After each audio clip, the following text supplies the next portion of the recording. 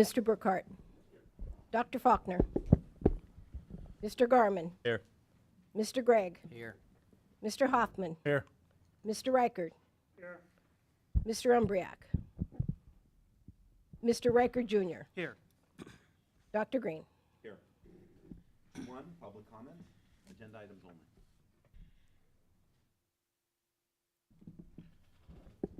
Academic affairs.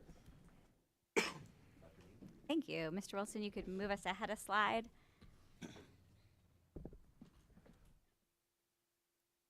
So our first committee reports today are in the academic affairs and mental health category, with our first item 3.1 being a look at our PVOS data. I'm going to turn this over to Mr. Moser in just a moment to go through this data, but I just want to name that I'm extremely proud of the data that Mr. Moser is about to share. And if we are to think about the direction of the district and the most important work we do is growing students academically. And you will see this data reflect that we are doing that with great success. So I'd like to thank the entire administrative team publicly for their very hard work in making this happen today, and hope we just have 3 slides on the topic, so not asking you to dig in real deep in for a long time on data, but I genuinely, this data brought me to tears to see our hard work paying off for children in Danville.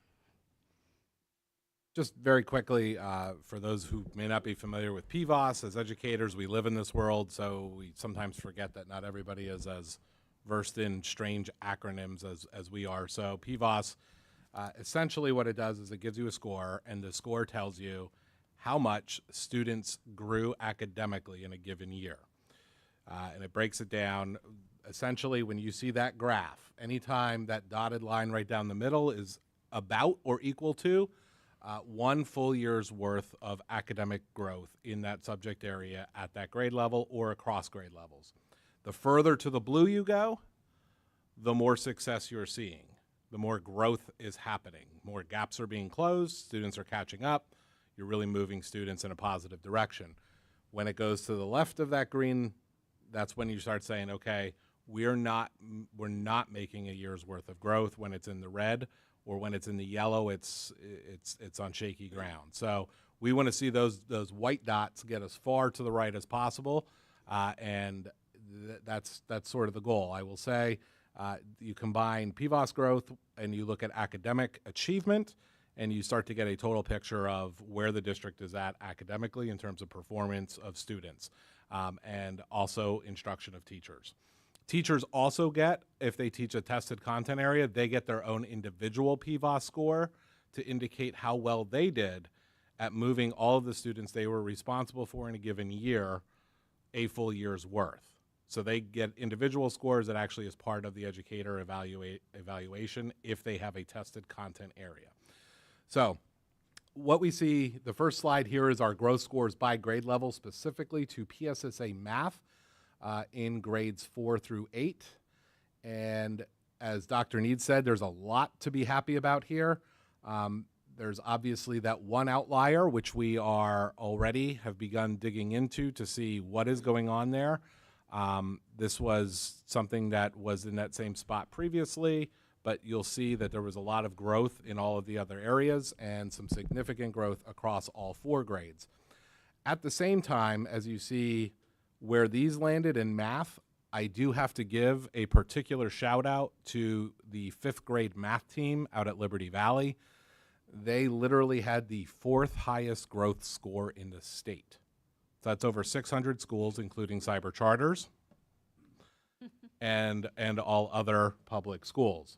4th highest in the state, remarkable work, just the highest commendation for that group of teachers, for Dr. Reinard leading them. Their growth scores have been consistently strong. They took it to like whole new level.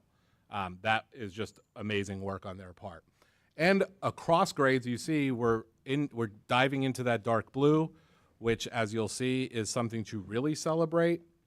And another note there across that across grades 4 through 8, one of the things, we were the fourth highest in the IU for across all grade levels. So that is definitely something we keep an eye on. That, you know, regionally, how are we performing? Is there something we can learn from somebody else? Is there something out there that is somebody out there that's consistently doing things well that shows a system in place? And we try to find that. So 2 things to certainly celebrate as we look at the math across grades 4 through 8. If we can go to the next slide, please. You will see this is reading across grade levels 4 through 8. And I'll just note that across grades 4 through 8, Danville had the highest composite growth score in the IU. That's fantastic work. We do have to talk about this. You know, as you look here, you see every grade level beyond that median 1 year's worth of growth, at least hitting that mark, but you see three separate grade levels solidly in blue, and you see one that is approaching blue across grade levels, dark blue, and you see that extra bubble there. That means that it's beyond what is even typical in the dark blue. So tremendous growth across grades 4 through 8 in reading on the PSSAs. One thing before we move on from this slide, last year we asked the board to support the move of a teacher into a bit of a curricular advisement kind of role, which was Melissa Nugent. If we can go back, please, to the previous slide before we move on. So, The other 2 direction. back, other direction, yeah.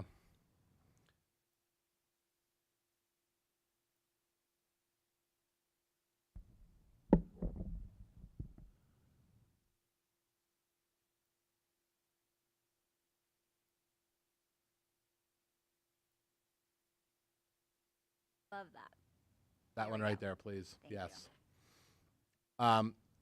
That was Melissa Nugent, and she did work across all of these grades, specifically a good deal in grades 6, 7, and 8, by, you know, really supporting students and helping other teachers implement some writing strategies.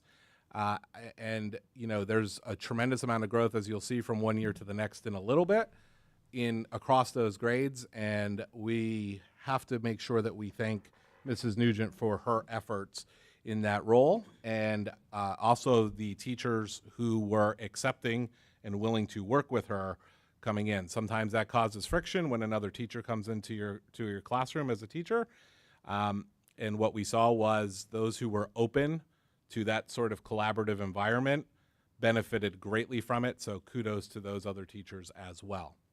If we can go to the next slide, just one, Mr. Wilson.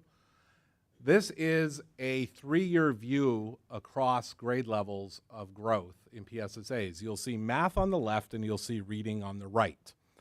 22, 23, and the most recent last year, 24. And you will see, please understand, our growth was below 1 year's worth of growth in both math and ELA in 2022. Last year in 23, we managed to bump both of those 1 category.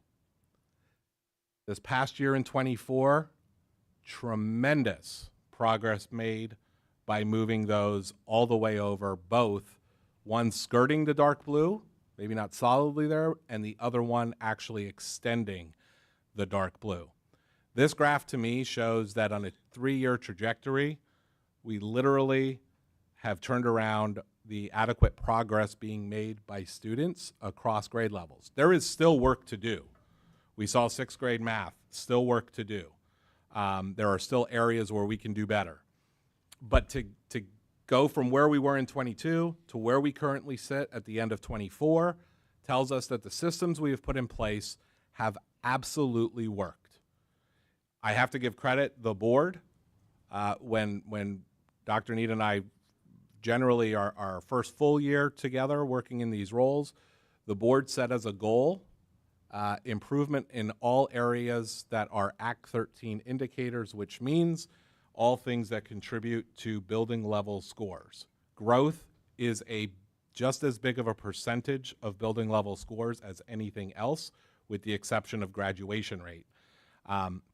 So to be able to do this over that span of time, I'm not going to lie, there was certainly pockets of resistance. When you're talking about putting systems into place, when you're talking about rolling out new assessments, an assessment system where we are constantly monitoring where students are at any given moment, that is something that is new. When you're talking about aligning curriculum in classrooms, that is something that is new. There certainly were pockets of resistance to some of these things amongst teachers, and it was not always easy work. I will say at the end of the day, this is what validates that work. And the teachers do that work at the end of the day. And so you see the results that come from the hyper-focus on how is each individual student doing, what do they need in the classroom, and how are we going to move them forward in a positive manner and provide them with the instruction that they need. And when you have those systems in place, these are the types of results that you can get. But it is not easy work to get there. So I sincerely, when I say this, that board support, the administrative hyper-focus on making sure that we are reviewing data, looking at where students are, looking at what students need, and then the instructional planning on the part of teachers and the implementation and delivery. When you have all of those things clicking, that's when you get results like this in a 3-year span. We can go to the next slide, please. Moving on, this is Keystone, so at the high school level. And you'll see a 2-year comparison between 23 and 24 and the growth that occurred. Again, in both, you see positive progress with 24 being in solid blue for both algebra and biology, and skirting into blue in Keystone Lit, but they were coming from skirting into green. So again, some drastic improvements in those areas. See Mrs. Michaels here right now. Big part of that Keystone algebra growth. Congratulations, Mrs. Michaels. The students did a fantastic job. Teachers did a fantastic job working with them. So congratulations to you. I know you were excited to see that when we got the opportunity to talk. So positive directions in all areas across 4 through 8 and high school Keystones. Obviously, that one area where we really need to dive in and figure out what is going on is that 6th grade math component.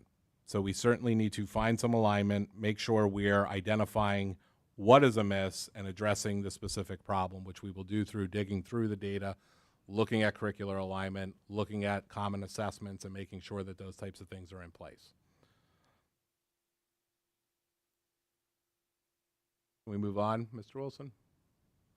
So just, I did mention the Act 13 building level score indicators, and you can see what actually makes those scores up. Those scores have not been released yet for the 23-24 school year, but we are anxiously awaiting them, and we'll share them with the board and with the public as soon as we possibly can. Once we get them, I think we're going to see some fantastic news, as we have seen increases in both achievement scores and drastic increases in growth scores. Do any board members have any questions? I always have something to say on these things. First of all, I love the value-added reports, the PVOS. I think they're the best indicator of the progress that a district is making because they are based upon growth, and I appreciate the fact that you recognize the board. All we do is set an expectation level. You do the work. Teachers, administration, 2 of you, just fantastic job. Couldn't say enough about the progress that you've made, and it's a fantastic report. It really is. You know, there's a little glitch in there. I don't know a district in Pennsylvania that doesn't have one. I'm sure we'll figure it out. We'll fix it. But overall, to see that kind of growth is really just so gratifying. Just love to see it. I mean, I would say this is an almost unmitigated victory, and it's a kudos to the administrative team that you guys have put in the individual buildings and the work they've done there, and your guys' leadership, honestly, because 2 years ago, I mean, it was pretty depressing to look at the results, and to look at them now. I mean, there are a lot of people that walk around and claim that they care about kids. This is caring about kids. This is their actual education, right? And I know it's an unpopular opinion. I mean, sports are great. Extracurricular activities are great. All those things are great, but our job is to educate these kids, and to make that big of a change in 2 years shows that not only were you guys right in the battles that you fought, that the people who resisted changing these systems were wrong, honestly. Because the data doesn't lie. So I'm hoping to see this continue. I don't want to be fourth in the IU. PFAS doesn't lie. Rich, poor, big, small, urban, rural, whatever, this is growth. It's where students start to where they end. It's not where they come in at. It's, you know, there are schools that have great achievement and have poor growth. And that's, generally speaking, based upon the education level of the entire community at large. Thank you, everyone. Yeah, but this is literally our actual job. Yes. right? Our actual job. I mean, all the other stuff is, I would say a bad word normally. I think it A lot of the other stuff helps this helps because there are this kids, because there we are think certainly of- kids who are not motivated unless they have those other Right. things. Like, Correct. I think the work we're doing in mental health, the activities, the athletics we have help create whole students that are ready for learning. But yes, fundamentally, this is what we're about. And not that we don't also want good achievement, but when I think about growth, to me, this sums up what we're about. This is a story of every child in Danville, and that our administrative team and our teachers took the time to look at data to know that story for every kid, meet them where they're at, put interventions in place, and grow them. And that is ultimately our job as a school district, and I couldn't be more proud of the work that's been done over the last 2 years. And the nice thing about this data, Dr. Burkhardt, is that it captures the things that you have expressed concerns of in the past, that we're catching the kids who aren't high achievers in addition to the kids who are high achievers. So this is growth by all those kids. This isn't just like the doctor's kids growing. This is everyone's kids growing. And that's amazing. I don't know who I said this to. I don't know if it was Dr. Green, Dr. Need, Mr. Moser, but I know I said it to somebody. This is before this came out, that the district really should consider getting a few and at a state conference or a national conference on how intertwine academic rigor, athletic excellence, excellence in the arts, as well as mental health, and they can all work together. That's the path that the district is going on. Dr. Faulkner's not here. He was huge. Kettlewell was a part of it, Dr. Green. I think that putting all those things together and showing the progress we're making is something that's. I do. I think I said that to you, Dr. Green. I did, you did. Yeah. And I think, one thing, though, is, we joke about this administratively. We can't take too long to celebrate because there is There are a kids lot that more we've work gotta to do, and grow. there are kids that are not captured in those marks. And so we have to continue refining systems, implementing systems, and making sure that we do everything we can to catch every single kid. Because, again, that is ultimately our fundamental purpose for existing as an organization. Well, kudos. It's amazing. Thank you. The item 3.2 is review of new textbooks. So this is something you'll see reflected in a curriculum budget ultimately in the spring, and we do have cycles for curriculum adjustments and revisions. But Mr. Moser, you could talk about Yeah. the two subjects that you're working with right now. We could go ahead, Mr. Wilson, to the next slide. Yeah, so right now we have two areas that have entered into the textbook review process. This does follow a board policy where a group of either teachers and administrators, group of teachers, a department, they say, okay, we are outside of 5 years now with the current series that we have. We would like to look at something new. It requires us to basically do comprehensive review on at least three different products and write up a review, which you will eventually see before approving as adoption. So we are following that process that is in board policy. And right now we have two areas that are looking to do this. There may be some added. If there are, we will obviously update you. But right now, secondary Spanish, and that's not as clean as just saying high school or middle school because it's a little bit of both, but not all of both, if that makes sense. So it's like Spanish 1, Spanish 2, and 3 are looking, and that spans across both the middle school and the high school. And then middle school social studies is also currently looking at perhaps recommending a new textbook series. Thank you. We could go to the next slide for an update on AP research. So this year is year 1 of implementation of AP Seminar, which is the first course of the AP Capstone program. That is, by all intents and purposes, going extremely well, with a couple of glitches of registering with the College Board, some semantics. We will work through those. But next year, those students who pass will have the ability to move into AP Research. So again, the AP Capstone program, it's getting a 3 or better on an AP Seminar, and then getting a 3 or better on AP Research, and then getting a 3 or higher on any other 4 AP courses throughout their high school career. So right now, we are at the same spot as where we were last year, although we're actually ahead of the game compared to where we were last year. Dr. Gump, a couple of English teachers through the district, we have already begun scheduling and researching the necessary steps for full implementation of this course in the 25-26 school year.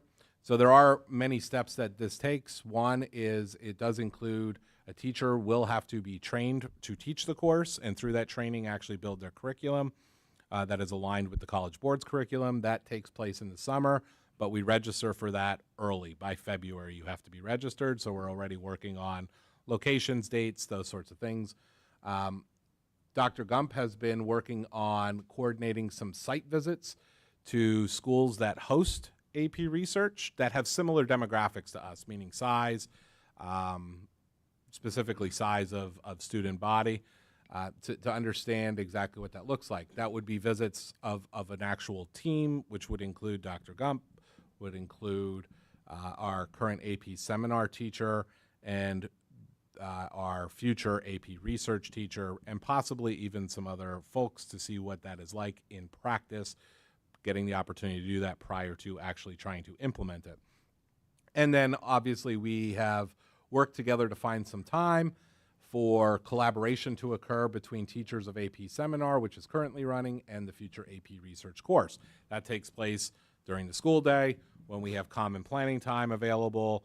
So we have started to make some arrangements for those teachers to get together and be able to discuss what it's going to look like as they transition from one to the next. So just wanted to offer you that update that there was work being done on that. More to come later on, but an outstanding opportunity. I think right now, Dr. Gump, around 40 students in AP Seminar, 42 students in AP Seminar, which is fantastic. So you would naturally probably expect that there would be some attrition of that cohort of 42, but we feel like that lends itself to a pretty high number who would be interested in AP Research down the road. We can go to the next slide. Our next topic in this category is a contract from a company called Metasprout. We do not have that contract in our hands, so I will not put that before you next week. Do hope to have that to the board before December. But let me just provide a little bit of background. This is a company that works with the Pennsylvania Psychological Association and some psychological associations in other states. So they are HIPAA compliant, and it is basically an online medical records program.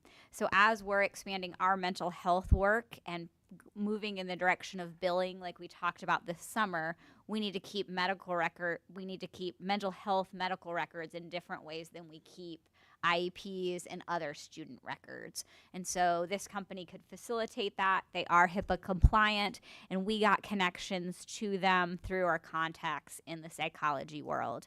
And we've been through several meetings, talked about the product, talked about what the contract will look like, and they are willing to partner with us and give us medical record companies can be quite pricey. They are willing to give us this service for free because they would like to get into the school world, and they realize we're doing kind of some breakthrough things in mental health work, and we could really pilot this, talk to them about how it's working. So I'm working with some leadership at Metasprout to get you that contract, and hope to see that on a December agenda. That concludes our academic affairs and mental health section. Does anybody have any questions or comments on any of the items? Yeah, while we're on that subject, I'm Yes. actually glad you brought that up. With regards to our mental health department that we've put together, Yes. do we have any kind of reports or anything from them as far as what they've been doing or any progress they've been making? I would be very happy to get us a report from Mr. Kissinger and have him come. The person who is replacing him has not started yet because she was on a 60-day hold in her school district. So at this point, he sort of had one foot into leadership and is still primarily at the middle school providing services there. But I'll have something put together that's more formal. Okay. They have been meeting regularly and doing case review, doing mental health training. So I think he'd have some interesting things to share with the group. Okay, and when the new person goes into position, will she be joining us then at meetings, since she will be the head of the He department? would or join us he? because he would be the head of the department, and then But she would there's fill somebody that. else coming in. Correct. Okay, Yes, perfect. and then he'd be able to move out of the. He'll have some direct service, but the 100% direct service. Perfect. Any other questions on the academics and mental health section? All right, we'll move into finance, and I'd like to just start by welcoming Mr. Mavis to the team here in Danville. He has certainly just jumped right into the deep end and is already extremely busy, and we're all very thankful to have him on board. Mr. Moser, I think you said on his second Monday, like, okay, here's all the stuff. Like, I gave you a couple days to breathe. Here we go. Something like that. So we've kept him busy from kind of day one. So I will turn it over to Lance for this portion of our agenda. Thank you. So next slide, please. We'll jump right into it. One of the items that was on my agenda was to look into creating a foundation for the district or helping to spearhead that. I got in touch with the Beard Legal Group to get a status update on where things had been left back in the spring.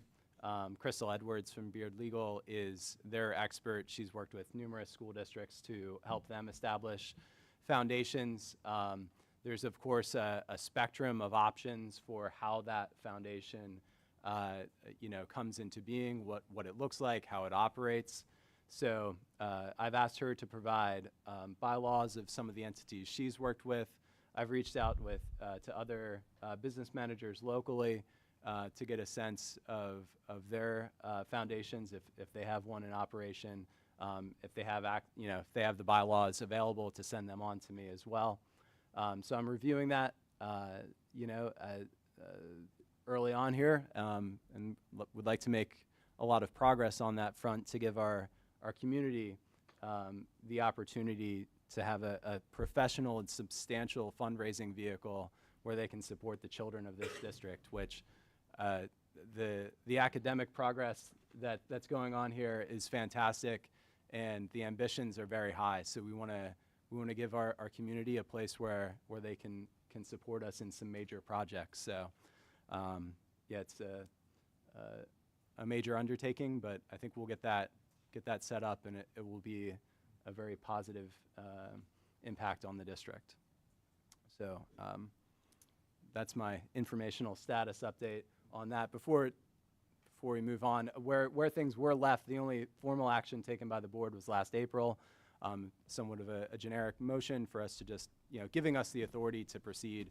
And so I think that's all we need at this point. So this won't be like an action item for the board next week unless there's input from the board otherwise. Not at this time, Right. I would say. Once we get to the point of bylaws and decision-making about how people are selected, we'll have to come for additional action steps. I know Mr. Mavis wasn't here, but a long time ago, but the foundation gives us a vehicle where I think everything that goes into it, from the community tax deduction, Correct. Absolutely. as opposed to just giving it directly to the district, which most people Yep. in the first place, but that's not tax deduction. Mhm. And it can be, again, a vehicle to defray costs, because I think it's maybe the worst primary school, and fund at least a portion of that. Donations, advertising, things along. Yep. So with that, next slide, please. This is just an item that will be on the agenda for approval next week. It's a quote from Conrad Siegel for our 2024 Affordable Care Act reporting. This is a service we've used since 2018. Their annual service fee since 2018 has remained steady at $6,000 per year. And they have had slight increases in the additional services which they offer, but I looked back and the district has actually never needed to utilize any of those. Conrad Siegel is a fantastic organization for this service. I know several districts that utilize them, and it is neatly done. So next slide, please.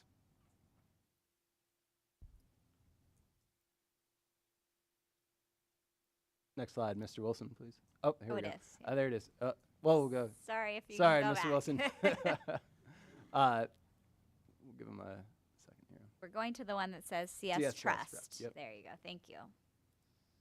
So the CS Trust held their fall meeting on October 21st, which was also my first day. So I was not listed as the central administrative representative at that time. Mr. Snyder from CSIU actually gave me the night off that night. Didn't give me a call to let me know about the meeting, but I'll be in attendance at the spring meeting. With the CS Trust, we can have 3 trustees, a board representative, which is Mr. Brookhart, a central. I think it's Mr. Hoffman. Is it? now. Okay, Yes. I'm sorry. I apologize. So a board representative, Mr. Hoffman, and typically the central administrative representative is the business manager, and an employee representative as well. So we have 2 openings, the central administrative representative, so I'd seek approval for myself. I reached out to the association to see if they had an employee representative. I believe it was Mrs. Craig. It was, and she okay, had stepped down, so she retired. Mr. Keller's working to find Yep. someone to replace her. So they will have a name for us before that spring meeting. Next slide. So this is a major part of the projects that were on my desk on day 1. We, of course, have not issued our 22-23 audit yet. So that's been a substantial undertaking since the summer for the business office staff. They've been working with a new audit firm, Klasick and Associates, and they have had Mrs. Doreen Secor serving or helping with that process to complete the 22-23 audit. Currently, Klasick anticipates a draft prior to the end of November and issuing a final audit in the middle of December. In reviewing where we're at on that, the 22-23 engagement letter was signed by the board with Klasick when you switched auditing firms back in June. A 23-24 engagement letter with Klasick has not been signed yet, so I'm working with the lead auditor from Klasick to get a 23-24 engagement letter around. My hope is to have that for the board's approval at our meeting next week. At the very latest, we need to have it by the December meeting. Typically, your engagement letter is approved, in the May or June timeframe of the year in which you're seeking the audit. I'll also be looking to bring an extension to our agreement with Mrs. Secor through June 30th, 2024, through PASBO. And then in addition to that, as I was reviewing the officers of the board, we need to appoint a treasurer through the treasurer's term, which runs with the fiscal year, and that would end on June 30th, 2025.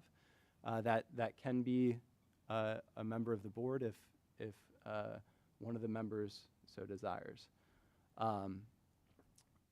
I will request an extension of the 23-24 AFR annual financial report until December 31st upon receipt of the letter of engagement from Klasick and Associates. That's typically required when you're making that request to extend the due date for your AFR. And this is something that districts, across the state do at times. Ideally, the AFR is able to be, completed. Well, the standard due date is October 31st for the AFR. The state gives an automatic extension through November 30th. But if you want to seek an extension beyond that, you need to request one of the state. So I will be doing that just to ensure that we can have the cleanest AFR as possible. Because if you need to make adjustments to your expenses or revenues after you submit your AFR, you need to request a revision of the AFR you've submitted. Our AFR from last year was submitted by Mr. Sokolowski for the 22-23 year. It is possible that upon the completion of the 22-23 audit, there may be journal entries that may require us to revise that AFR. If those come up, it's a process that I've done in the past, so I could work through it, but ideally we won't have to do that for 23-24.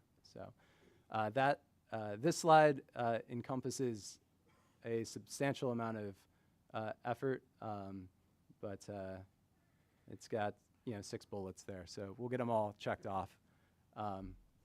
Next slide, please. Can I ask one question before Sure. we move on? I get all of that except one thing. Why the extension for the PASBO rep until the end of June?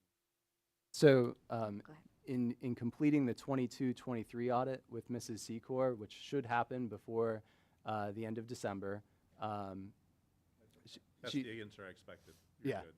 yeah, I just I and understand, also I would like to expedite our 23-24 Yeah. audit because they're supposed to be issued 270 days after the start of the fiscal year, Right. which would be would only give us about 3 months to turn it around from 22-23. So I'm looking to get us back Track. on track, Yeah, no, I know her. and she is an incredible value as well. Yeah, I understand, and I don't know her, and I'm not value judging her or PASBO, and I understand the transitions in business manager. At some point, we have a business manager, we have Klasick, they're really good. I know you're going to be very good as well. And I just thought that was that an extra that was unnecessary at this point, but I do know some of the complications from 22-23 and the COVID carryover and all that, so I get that part of it, so it's fine. Okay. So next up, we have just an informational slide on the Act 1 index. PD released the base rate for 25-26. That's 4%. There's just a list of historical rates for Danville over the past several fiscal years. You can see we did, across the state, we experienced a period of increased inflation over the last several years. For 24-25, Danville's was actually at 6.1%, slightly above the base rate due to the calculation that the state uses to determine if you get the base rate for your Act 1 index or if you have an adjustment factor based on your local economy. So there's just a description at the bottom there of how they determine whether you get an adjustment. Simply put, for 25-26, we didn't hit that mark. So the Act 1 index is 4.0%. If you're not familiar with that, the Act 1 index is the state's way of saying, here's what inflation was locally for you. So if you raise your real estate taxes to this percentage, it's the state's way of saying you're matching inflation in your local district. So if you could buy 10 apples last year, you can buy 10 apples this year if you go to that Act 1 index. In next week, you will have the resolution not to exceed the Act 1 index put before you for approval. That's something you did last year. It's pretty standard.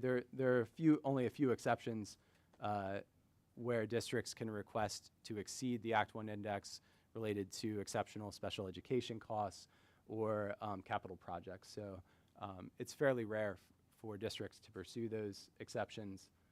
So you'll see that resolution, and then once that happens, I'll submit a resolution budget to the state as well. So, next slide. And I wanted to provide the board an update on our cyber charter tuition rates for 24-25. I submitted the PDE 363 report, which is based on the 23-24 expenses. The PDE 363 calculates the amount of tuition we need to pay cyber charter schools for the education they provide the children that reside in our district that choose to go to those organizations. So the tuition rates for the 24-25 year are $13,694.62 for regular ed. Until January 1st, the special ed rate is $27,877.11. After January 1st, a change in state law required that the special ed factor be calculated based off of districts' actual percentage of special ed students. Historically, the state used an average rate of 16% across the state, so even if you had more special ed students in your population than 16% of your students, you only created a per special ed student factor based on that 16%.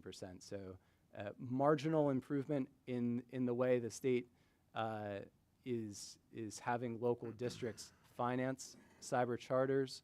On that front, it will create, a little over $1,000 in savings per special ed student that's enrolled in a cyber charter, but not nearly the progress that had been discussed last spring during the state budget talks. Cyber charter tuition costs are a variable line item expense that really is problematic for a lot of local districts. And so as the business manager, I cannot highlight how important it is to speak with our representatives and to let them know the impact that sending these funds to outside organizations has on our local community. So we have to tax local taxpayers to pay these organizations, and those local taxpayers do not have a say in how the cyber charters are organized and operated.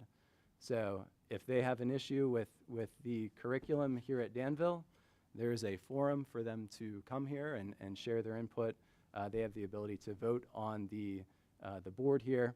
And so I think that's an important part of our process and the structure that we have in the state. I think our local school districts are an incredible asset to our Commonwealth. And I think they're very important to strong communities. And I think when we see these funds going to organizations that, frankly are not contributing back to our local community as much as I think our local districts are, it's vexing. And then on top of that, compare their results to what we just displayed a few minutes ago, folks. I mean, they're all public, so do take a look at them. This is not money well spent by our district. Well, and you're exactly right, they are public, but don't forget they're publicly funded, but they're privately owned. Yes. So if you give them $27,000 and they can educate the child for 19, the They do. 8,000 goes to the private company that's overseeing the charter. And we don't have many brick and mortar charters in this area. In fact, I don't think we have any. But the cyber charters, they're statewide, and they're the ones that are really draining the finances out of the traditional public schools. And I know the governor had a plan this year that he was going to move forward with, and now they moved it forward like a little bit, but there's an awful long ways to go. And your point about your legislators, call them. Absolutely. I mean, they're deeply immersed in these discussions, and they don't like the discussions because it's an uncomfortable thing for them because it's unjustifiable in the state. But it does need to continue to be something that people are calling, writing letters, we're passing resolutions, writing letters to the editor, things like that. putting a squeeze on districts like Danville. Mhm. Judge's case that they have to comply with that is disadvantageous to us. I don't want to raise local taxes, but they dropped the index by 2%. Then they're throwing the cyber at us, and, you feel a squeeze in districts like this. So, sorry, I didn't mean to take so much time on this. You did a great job with it, but it's an issue. Go ahead. Certainly, Mr. Mavis is correct too when he talks about looking at their performance for students. So not only is it putting the squeeze on financially, but their achievement and growth measure is nothing like what we're able to do for students here in Danville. You had one cyber charter that had $122 million collected above what they spent on kids, and I think it was 21, 22. I don't remember which one. Actually, I do remember which one it was, and I probably should say it, but I won't. So go ahead. Yeah. That is our last Yep. item within finance. Does anybody have any questions or comments? All right, that takes us to long-range planning. If you want to move us forward. Oh, you've got us there. Never mind. Sorry, should have looked up. So next month at long-range planning, we will have another presentation from Alloy 5. We continue to meet with them every other Wednesday, so we had a meeting today. Today we did receive an updated design for usage of athletic fields that was, I would say, extremely promising. We had, quite a bit of conversation, I think, about how those are going to be used, but I don't want to speak for you, Daryl, but I was feeling much better about where we were at there. I feel like there's also been just significant progress in discussions about renovations to building and or additions. So the things that we're really hoping to see on December 4th, they are very actively pursuing. So they'll be presenting an updated enrollment study, a plan for the usage of athletic fields across from the primary school, as well as a plan for building options when we're together on December 4th. That takes us to buildings and grounds. And I'll turn it over to Mr. Moser for tennis courts core sampling. Thank you. So if we go to next slide, there we go. Tennis courts core sampling. Last month we discussed kind of where we were at in terms of looking at the high school tennis court. We had a special buildings and grounds meeting where it was discussed to, recommended to us by all of the contractors present, but also, kind of to make sure that we get a core sampling done to find out exactly what work needs to be done on the tennis courts. We reached out to 3 groups. We got quotes from 2 to perform that core sampling. Those quotes are included in your packets. They are from Mid-Atlantic and the ARM Group Engineers and Scientists. Just as an update, really the big difference is number of cores per court. We would recommend, unless the board advises otherwise, that we go with the lower quote as an item to be voted on next week at the board meeting. And the reason why we would ask for a vote is because we would like to use capital reserve in order to pay this cost, seeing how it is, intended to be an improvement to the facilities. I don't know how the board feels about that. It could certainly be paid out of the general budget, general fund, but this is certainly this was not a budgeted item at this point in time. It was 3,500 versus 4,500. Correct. Yeah. Pretty low cost, but certainly not something that anybody's ready to absorb in their budget, obviously, but we could certainly do it if the board didn't want to go cap And reserve. that cost is for both sites. That is just for the high school. That is just simply for the high school. The buildings and grounds meeting, it was kind of recommended and then spoken about at the next board meeting to kind of put a pause on the middle school until our feasibility study is complete and we understand exactly what plan we're going to use moving forward. Any concerns about that? All right. Still don't have a warranty on it, though. What? There's no warranty information that we have that can help with any of this. In terms of the best warranty information that I have looked at was 1 year on the surface, Okay, on the that's- acrylic surface. I just want to make sure. Yep. Okay. I do have that, and we are putting together sort of an athletics facilities spreadsheet with a lot of that information and different sites and when the last work was done and by whom and what warranty and any other notes that will go along with that. That'd be great. We know none of you are here at that point, so it's not that way, but it certainly would be nice to have. And I do know we have found the original billing, the original invoice, where we believe that there was certainly a general contractor responsible for the work of those courts, regardless of how many different subcontractors were in. That billing and the original documentation has been passed along to the Beard Legal Group, and so we're kind of waiting to see what advice they give us moving forward in terms of that front. But I think it's important that we get this done so that hopefully next summer, regardless of how we're funding the project, we can get those courts in better shape.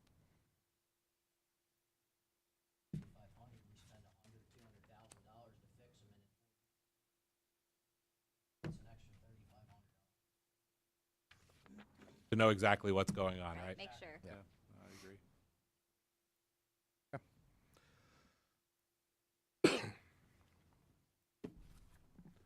We go to the next slide, please. You can add that as an agenda item. Yeah, that'll be an agenda item, paid out of cap reserve then. The next item is the planned maintenance agreement with McClure. That was a topic at our last board meeting.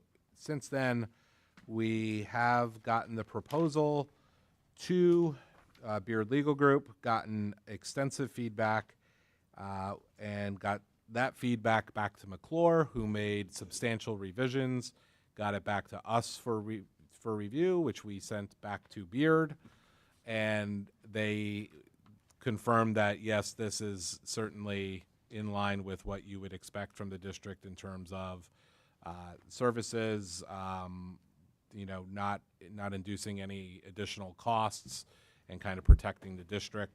So that maintenance agreement now has been completely vetted by Beard 2 times after revisions.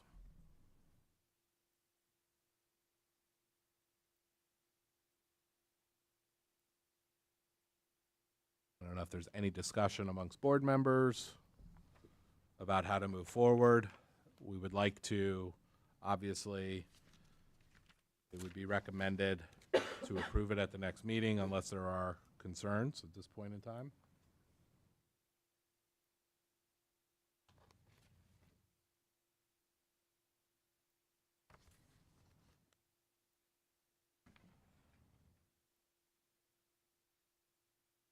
Do you think it's worthwhile to actually price out the different components that are in that so that in the future we make informed decisions up front? Are we actually getting value out of what is in the contract? Are we ensuring that all of the different components that are included, and I'm sure Mr. George has kept records of these. We've spoken a little bit to start putting those together, but make sure that, that the services outlined in that contract and in that proposal.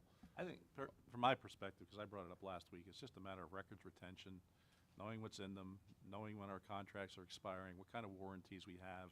Even this one, this was 4 months, expired by 4 months before we ever even got it. So that's all I'm looking for, is that we're properly maintaining our records. I know we have transition. I know it's difficult because there's an enormous amount of record keeping in a public school.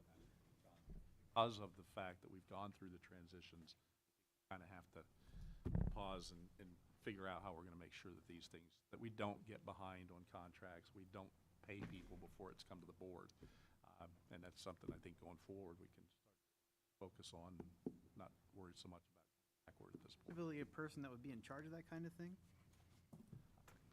Yeah, I mean, that would come out of our, certainly ultimately me, but it would come out of our buildings and grounds department, and I've just actually made a note to myself. So we have an annual board schedule that we work on, that I'd like to see an annual contract schedule, and I'll talk to Mr. George's administrative assistant, so we can go through and say, this always has to be done in June, and we'll put together an annual review schedule. Sounds good. Mr. Moser, this proposal would be for maintenance of all of our HVAC systems. Preventative maintenance, yeah, it would include that, yes. So, That looks like it's roughly about 70 pieces of equipment. The way my quick math. I'll take your word for it. I have Yeah. not counted how many pieces How many of equipment. I mean, it's quite a lot of maintenance. Would they also be our point of contact for emergency service and also, like, would they be our exclusive service company? We have an emergency service. Do we go through McClure? If If we have an emergency and there's like a breakdown, would we contact them in an emergency?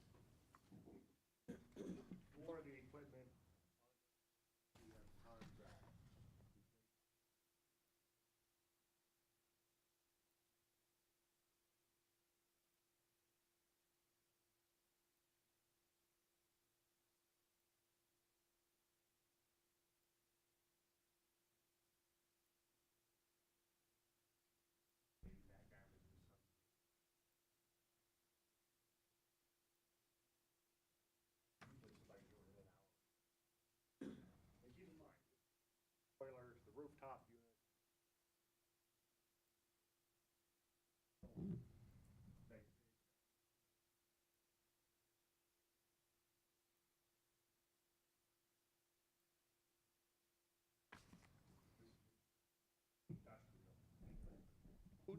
Who did this before McClure? Who did it before McClure? Siemens. Still a Siemens system, but we're bringing somebody else in to maintain it. Is that right?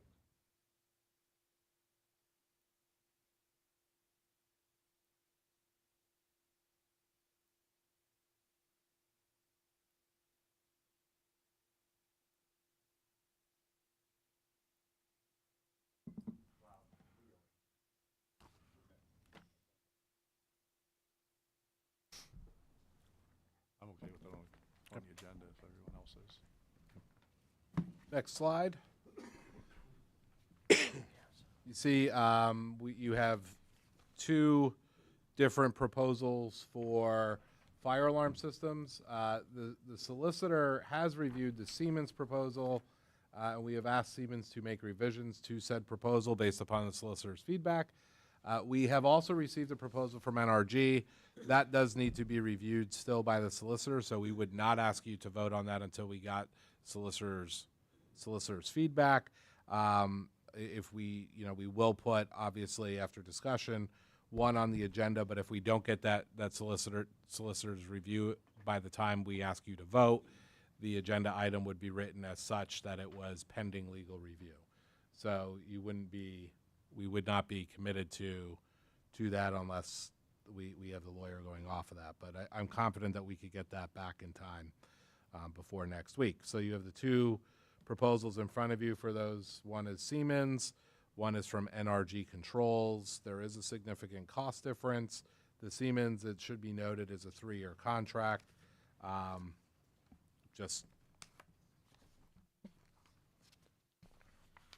That was a question that was asked last meeting.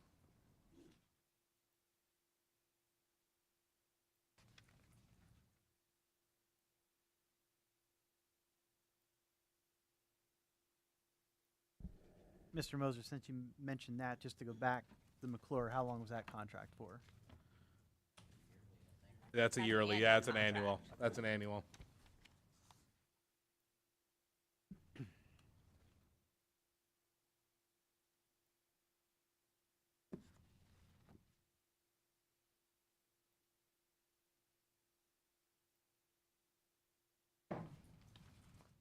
Are there any questions, discussion points on either of these at this point in time? What are you getting for twice as expensive? Yeah, looks like it. Quadruple. So the Siemens for 1 year is essentially 30,000. It's not quite twice. It's 90,000 for 3 years, yeah. And then the NRG is 19,000, so $10,000 difference. Interested to know what the. Is there any reason why we shouldn't go with the lower price? Mr. George, any reason why you think we would not go with NRG as the lower quote? Is there any reason why we wouldn't go with NRG?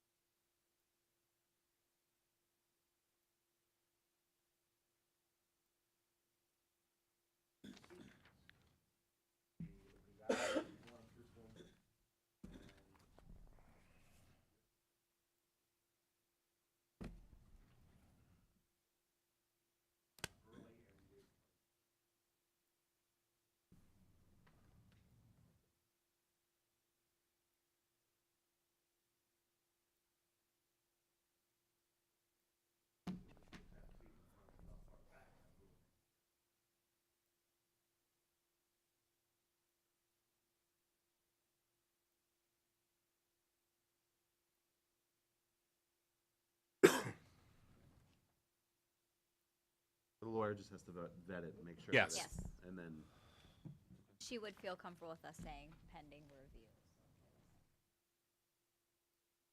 I'm confident with the response from NRG that if we got it vetted and got it to them, They'd come right they back. would come back with any revisions that they were comfortable with. They might not give all of them, but Would it be of any cost savings to the district or be worth investigating if there was a potential buyout of our Siemens contract to put all of our fire suppression and extinguishing with NRG versus waiting till 26?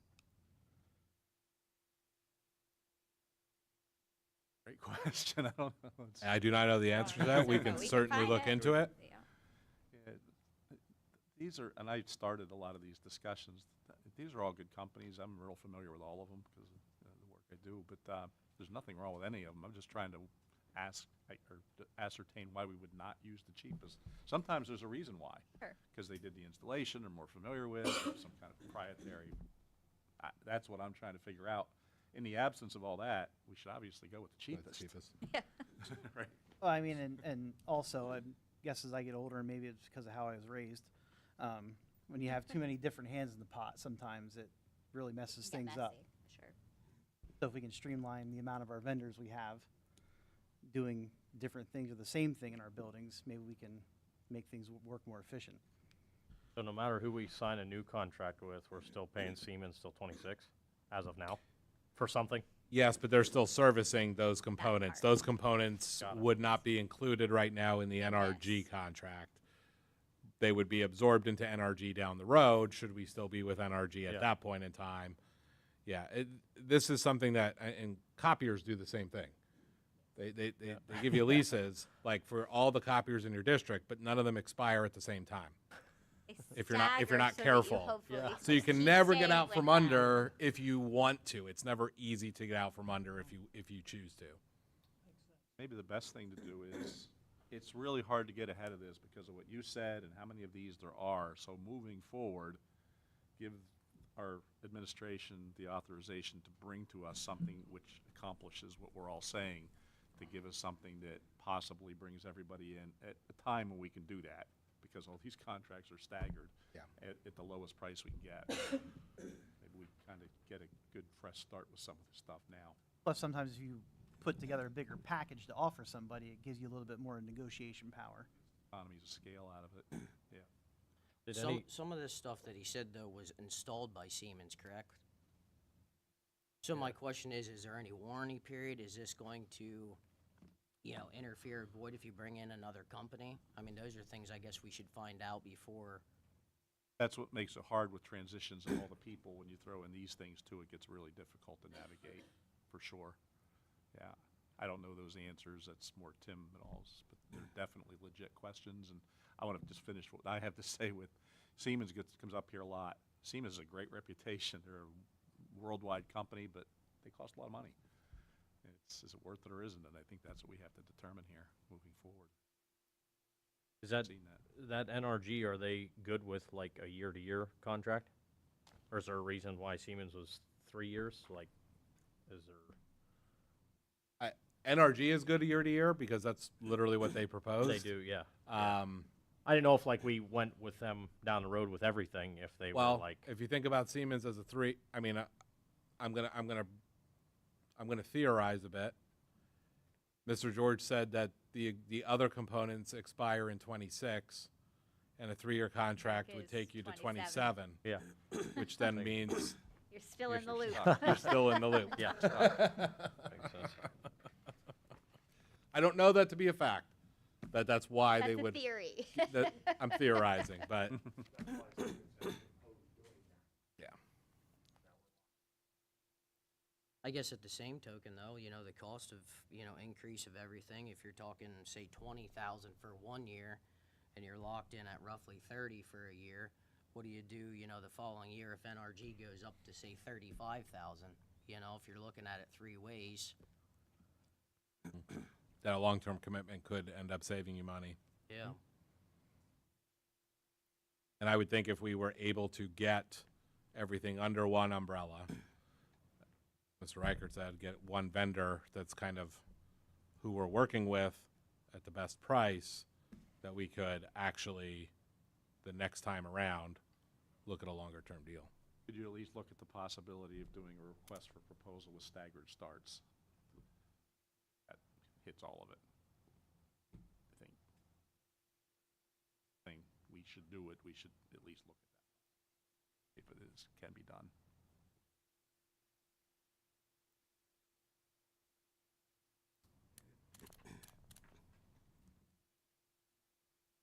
That takes us to the athletics and extracurriculars section of the meeting. The first item that we listed was an end zone discussion. Last month when we were together, we had talked about some of the costs associated with putting any sort of coverings on the track or the end zone. But kudos and congratulations to our football team, our football players and coaches. They have made the playoffs, and we get to host a game this Friday and potentially the following Friday. So we'll have a home crowd again. So I did want to share with the board that we could create kind of a roped off area in the end zone if the board so desired for Friday night. That would, however, we would not have any sort of covering for that end zone area or the track. So, you know, a bit of a gamble of having people there, but we do feel like we could create a space for them and rope that off if that is something the board wanted to see. We wouldn't really have a way to necessarily control food, drink, gum, those kind of things, but we do think we could create an environment for fans if that was the direction the board wanted to move. Yeah, I don't think it's a bad idea. I know I talked to Mr. Moser about it. It's kind of one, for a playoff game, you're going to have more people there than you usually do. That's one of the issues. And 2, it's kind of like you know, if they can handle Special event. yeah, they can handle the situation and not make a mess of it, then congratulations, we can keep doing it. If they do, I'm totally okay with, like, you can't handle that, we're not doing it anymore.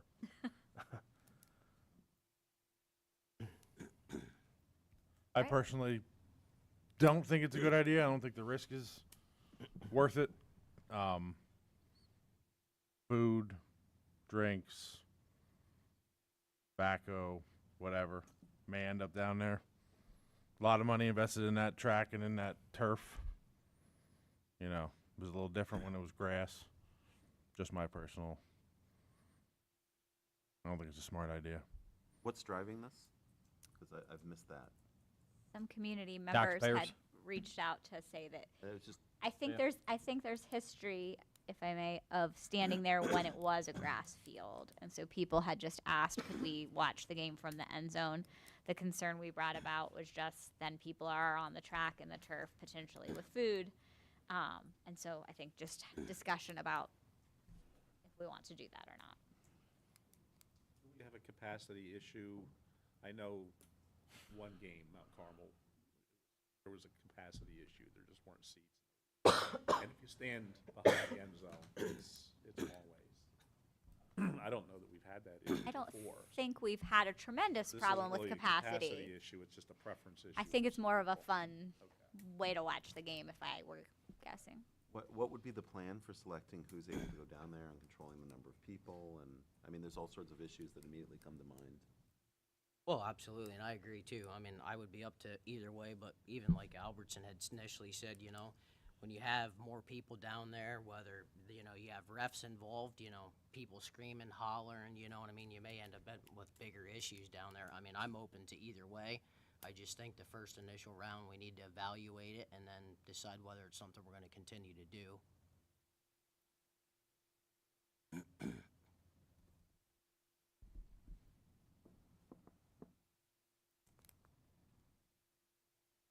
It's I guess Dr. we're Green, looking to- for some direction. Dr. in Green, terms- to your question, Not my decision, I'm just. I'm just saying, capacity-wise, that could be a problem at any location within the stadium. We don't have anybody who's like looking at how many people are standing Right. in one area. Yeah, but it's a little different when people are immediately on access access on the field. right? I mean, that, from my perspective, right? What So- I guess I should ask, what is like the like temporary rope-off plan? We would have you would obviously have an interior boundary next to the field, but then you would also have space, something to cordon off the actual track surface, the lane track surface. Yep. And you would have to put something up that at the bottom of the steps funnels people in a specifically to that specific area. path. Yeah, and we do have covers for the track somewhere still. We For have walk across. we have enough to roll out to walk across. Yes. Yes. All right.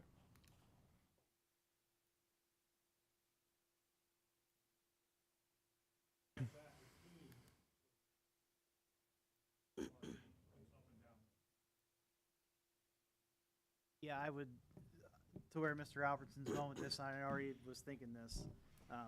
If this is going to be something we're going to experiment, I definitely think that the public needs to enter from the gate over on the visitor side and not go up and down the steps. The open gate that would be on that far side and not enter from where the Both team teams does. go down. Yeah, I got it. I mean, I guess I'm with Mr. Hoffman. I'm just trying to figure out what the net gain is here that we're gaining above and beyond for the amount of risk that we're taking. Yeah, I don't know it's a popular thought. I'm going to say it anyways. During COVID, I know the band sat in the end zone. I don't know that that's popular amongst the band. But if there's a seating issue, if there's a capacity issue, which I don't know that there is. I know a lot of people like to stand by the fence. Obviously, you know, I was one who used to stand in the end zone. I've joked numerous times I should own part of that turf because I stood down there for so long. But at the same time, I mean, obviously I have a kid on the team now. It's a little different. I sit in the bleachers. But I just think there's an investment there with the money that was put into that track and that turf that the risk just doesn't outweigh, you know. I just don't know that it's worth it. I don't believe we're solving a capacity issue, Yeah. so I could No, clarify that. no. I think you And may. this is the turf and track that our athletes have been witnessed on with sodas and Yeah. the whole 9 yards. So, and if somebody spills a soda on the turf, it's not going to melt.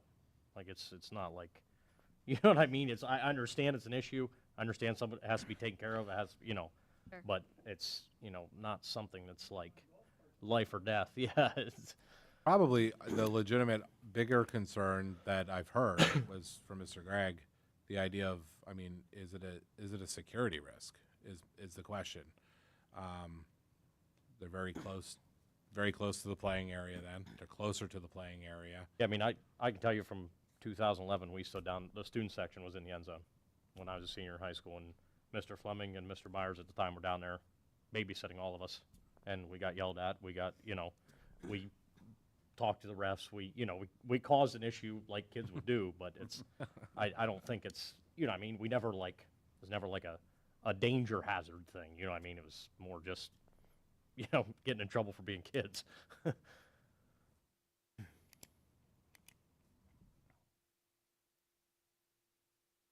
need some guidance from us to know what to do. If it's organized right, I'm all for trying it. That's my take on it.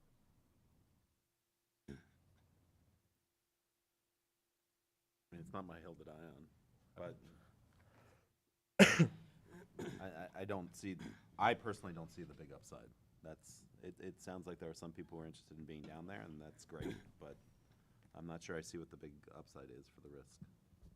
I worked in a district where people were able to be in the end zone, but that's because we didn't have the track in the D zones at the end. This stadium was not designed for it. There's no question it was not. Now, is there great risk? I don't think security, there are a lot of places where people stand in the end zone.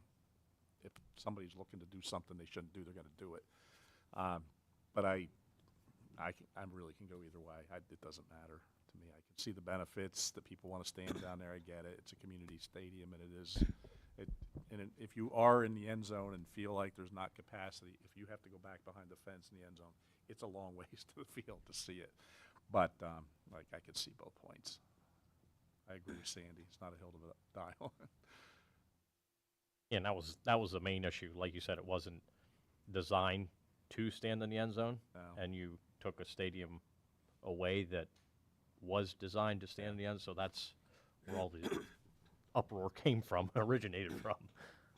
Took them a long time, though. Stadium's Yeah. been Oh there a yeah. while. Yeah. Yeah. It's not new. I think they probably thought it just took a while for somebody to say Could be. something about it. Yeah, no, I get it. I don't know. Whatever the majority wants. I don't care either way. I say, if we do it, we reevaluate it to see how things go, but it's not gonna make or break my day. You guys want to recommend something? Is that?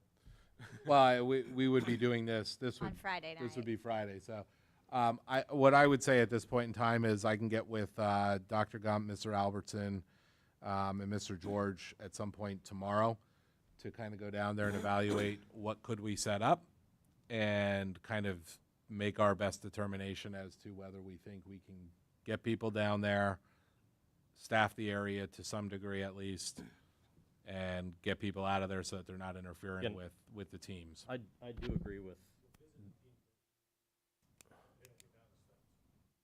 Correct.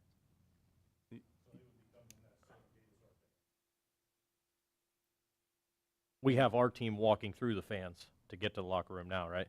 When they come up steps, they rope it off, and the team walks through the fans. Yeah. Yeah. And you.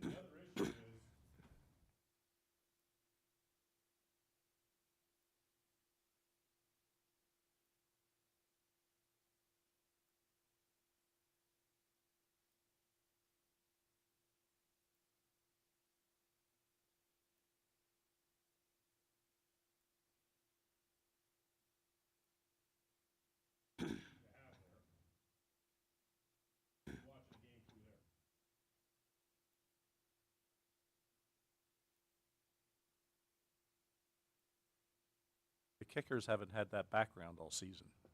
Yeah. For both sides. And now all of a sudden you're going to put that background there when they haven't had that for the duration of their right. career.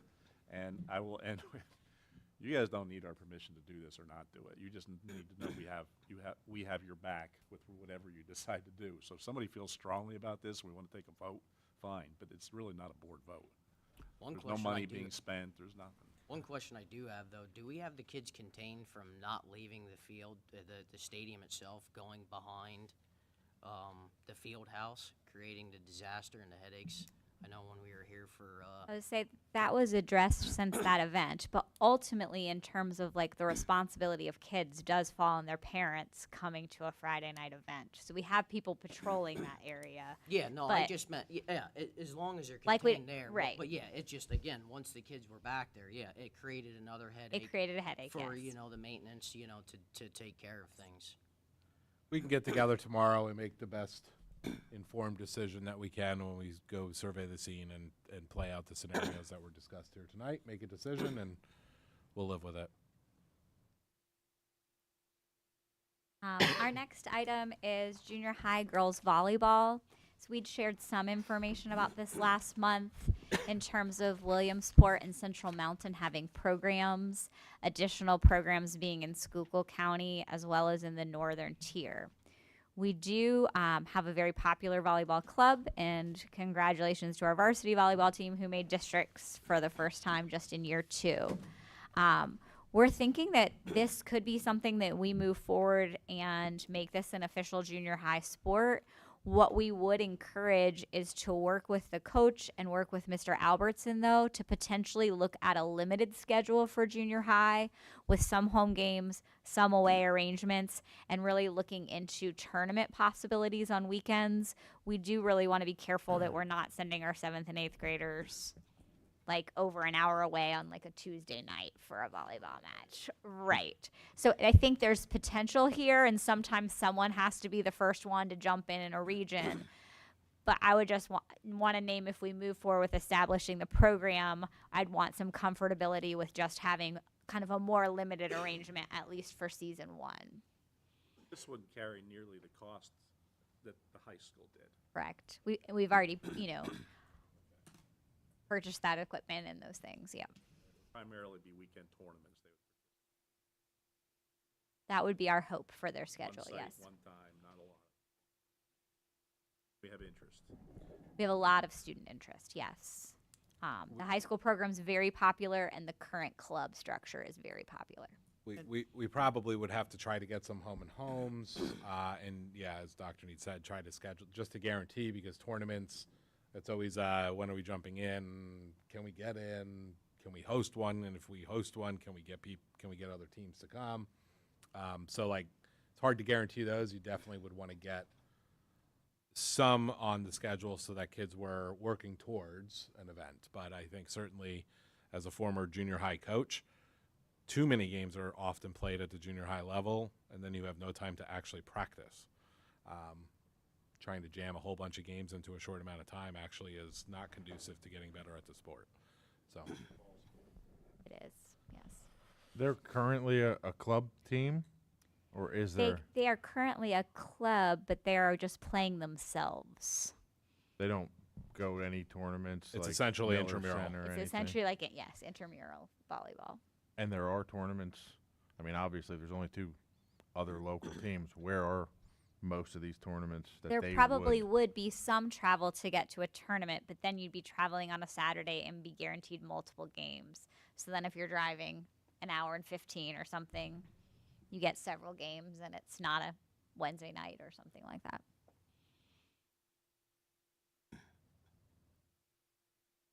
Do we feel like that's something we want to move forward with in terms of a voting item?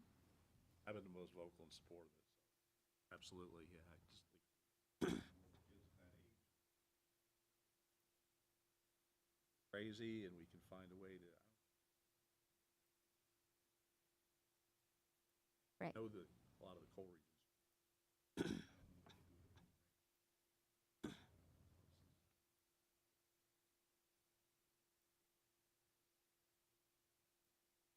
They have a lot of interest, I know that.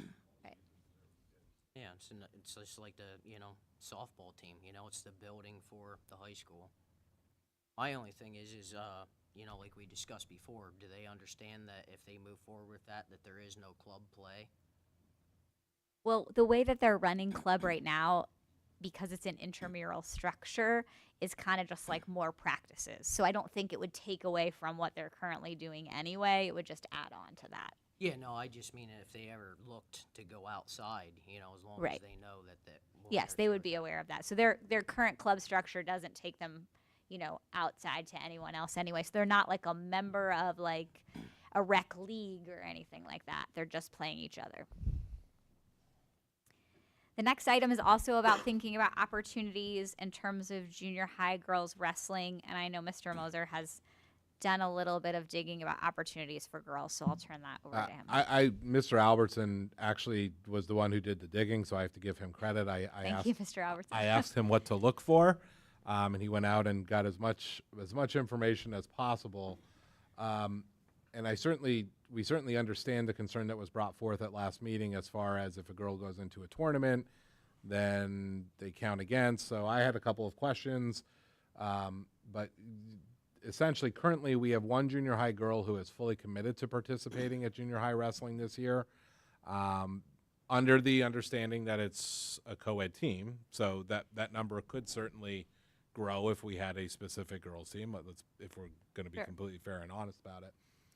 We had 5 others who have expressed interest, but at this point in time, they haven't taken the steps necessary to actually participate. That doesn't mean they won't or can't, just that they haven't at this point in time. The challenge that Mr. Albertson talked about is dual meets would be very, very difficult with few girls. There's hardly any dual meets to have at this point in time. And then if you only have a couple of girls on the roster, it's difficult to kind of balance that out. One thing that was brought up at the last board meeting was that a girl can't participate if a girl is on the co-ed team but attends a girls tournament, a girls only tournament, that counts as points against. Am I getting this absolutely correct? Points against the junior high team, which then actually ends up limiting potentially opportunities for the boys. Now, at the varsity level, that is obviously a big time no-no. I think it's fair to just say what we were thinking. Should I just say what I'm thinking? Yes. Okay. I think that if the PIAA were to try to punish us for one girl on a co-ed team going and competing in a tournament, I would say, okay, go ahead and punish us. I think that is the dumbest rule I've ever heard. So my question was, can they dual roster? Meaning, they cannot. Right. So it leaves us in this limbo of, unfortunately, what are our options? And we actually, even Mr. Mabus, extensive background in wrestling, talked to us about, well, getting more exhibition matches and so on and so forth. But it still leaves us with that girl who wants to go and compete in a tournament.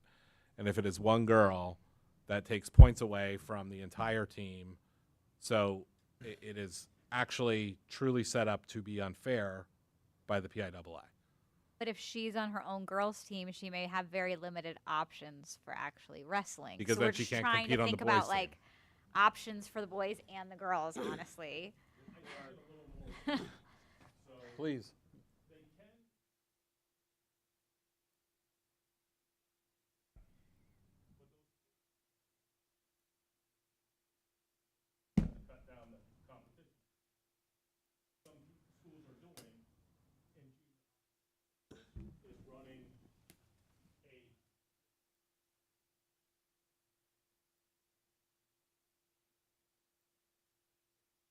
Then it's not really in the point system. That would count.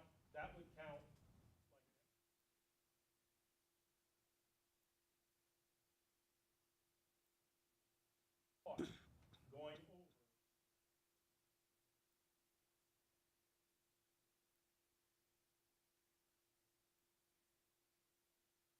over.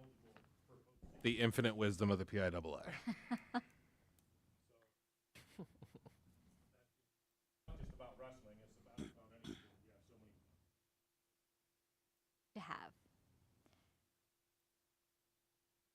So I think the decision we are left with is creating a girls' junior high wrestling squad with the understanding that if you roster on that team only, you may only have those isolated tournaments that you want to go and participate in. Or if you join the boys' team, you're not able to go and do those tournaments. So she can't join the boys' team as a participant of strictly just the boys' team and compete as a boy. No, she can't. Member Yeah, of the she team. can can't. do that. That's what She she's just been wouldn't be doing. able to go to the girls' tournament She because won't- that would take Yeah. points away. Yeah, because her going to a girls' tournament limits the total number, right? That the Right. team, boys' team can also do. Competition points.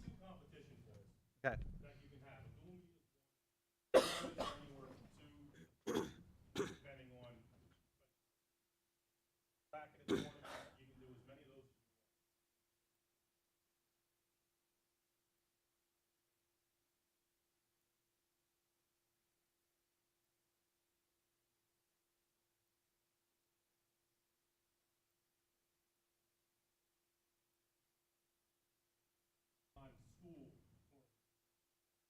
Like if they're part of a wrestling club or whatever. Okay. So why wouldn't just trying to think a way around the rules that makes actual sense? why not create the junior team, right? And give her the option if she wants to compete on the junior team or she wants to compete with the boys. Because that seems to be the only solution where no one gets completely screwed. If you do that and she competes on the boys, But then she's got a choice, right? So if you create that, then I happen to know who the girl is, right? yeah, she's really good. And Yes, she's, she is. She is quite good. Yeah. And she has been competing with the boys and has no problem competing with the boys. So, and knowing her, she'd probably just elect to Stay compete with the with the boys. boys. And talking But with Coach Earlston,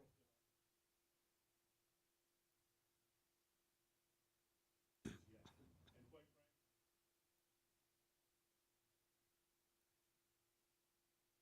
so why don't we do nothing now? Does that make sense? And I think the big thing is we should work on building interest in girls wrestling. Because I know that's the big issue right now.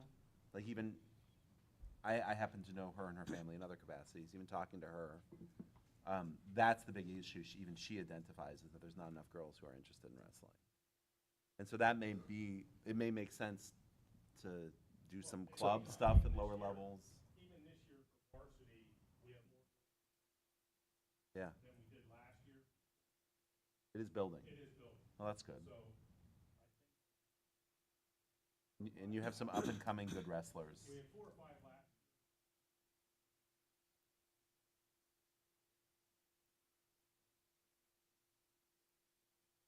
So maybe table this for the short term and do some thinking about how to do this in a better fashion. So this originally came up just to create a girls' junior high wrestling.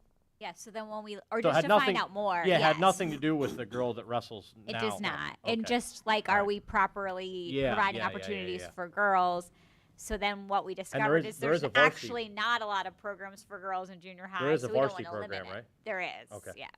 I guess the challenge right now for this young is she can't go and compete in a girls' tournament. PIAA girls' tournament. She Right. can as a independent club kind of. Independent things, right. So she could get that experience, but it wouldn't be for For the school, Danville. yeah. I can't see her or family making a decision that would take away from other people. So And Mr. Albertson, I think you obviously are in close contact with all of our head coaches, but that's something we can really monitor and report back from Coach Earlston about how things are going and what the interest is. she's very good. Yeah. There you go. Especially at her weight, she's very good. And like to be honest,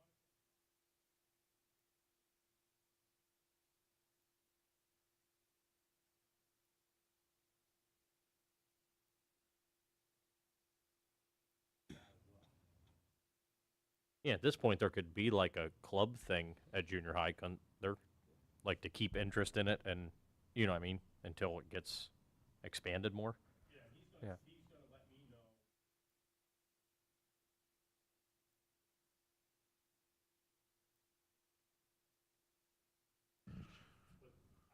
That showed interest, got the physical, and what they needed to do. So it sounds like at this point, between 7-2 and 7-3, 7-3, we're going to pause on. 7-2 will be an agenda item for junior high girls volleyball to establish it as a PIAA sanctioned sport. But 7-3, we're going to take a pause and continue to monitor, have some conversations with the individual or potentially individuals for kind of future decisions. Okay. Will junior high volleyball cross over junior high basketball? Because the girls play a lot earlier. It- Like, the My girls best are, understanding is they'll those seasons butt right up against each other, but not an overlap, similar to like what cross country does in the fall. So girls who are doing cross country and basketball don't have that break like most people do before winter sports. It's almost like this week it was this, and then Monday is that, because PIAA does junior high basketball in an unusual fashion, where girls are like October, November, part of December. And then boys are like December, January, February, that way.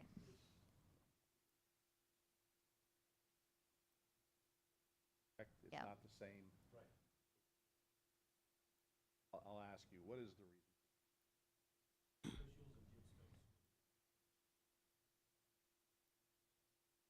Started as gym space, Benton, Millville, and all those schools.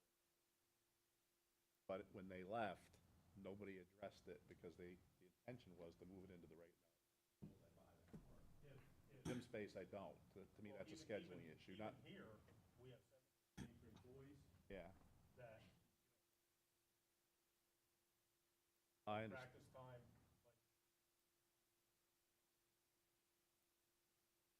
like wrestling in the gym.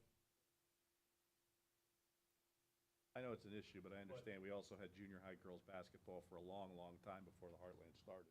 Everybody At found a that place time- to practice at and that play. time, if you remember, basketball For the Heartland? before the Heartland. Okay. Like, Okay. and I think Yeah, upper gym, lower gym. Well, closer to. that's kind of where I was going, because it has been, but it's gotten attention more at the varsity level. I just was wondering if that was still a consideration. I know that was driven by the left the Heartland, Yeah. and they never.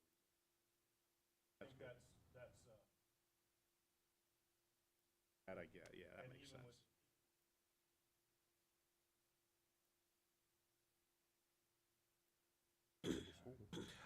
What to Mr. Hoffman's point, I wanted to kind of interject something else. Junior high softball is in the fall as well. So actually, the bigger clash you're going to have for junior high girls now,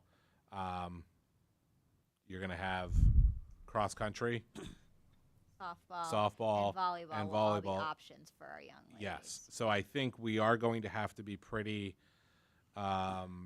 cognizant of the fact that you may have some girls who might want to participate in two. So I think we're going to have to develop some procedures around what is allowed and what isn't. And I think, where I personally stand is if you can work it out, you work it out. It's better to participate.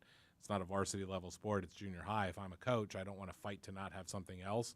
I want to fight to get as many kids to try it as possible, so that you kind of whet their appetite and hopefully they come back.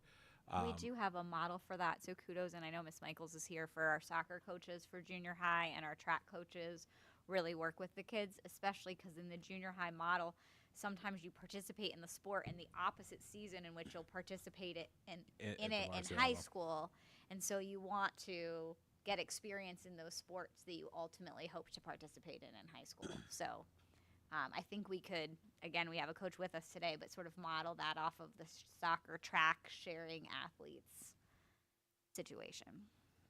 Yeah, I'm all for, creating more opportunity.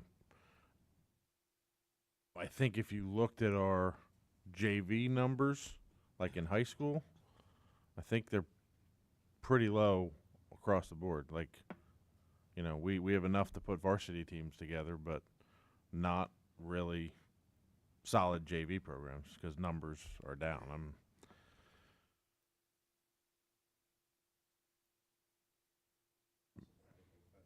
I mean, it could, but when you're sharing so many, you're sharing the same group of kids for all these sports, you only have so many. It's I think it something is. to think Yeah, about. I think you're right. It's a philosophy that I personally I would say the district doesn't make the decision about what kids decide to participate in. But I know that this has come up in other places that I've been aware of. I've been in tune with, where they will not start a program because they're fearful of what it might do to an existing program.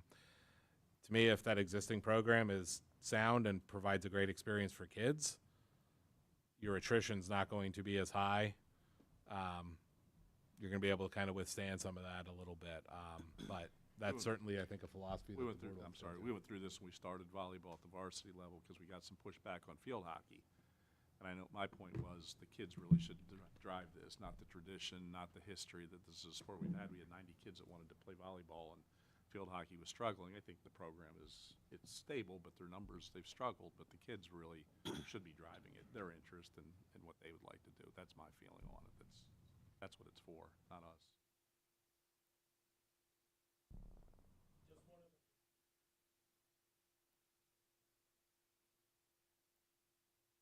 Thing is a major issue.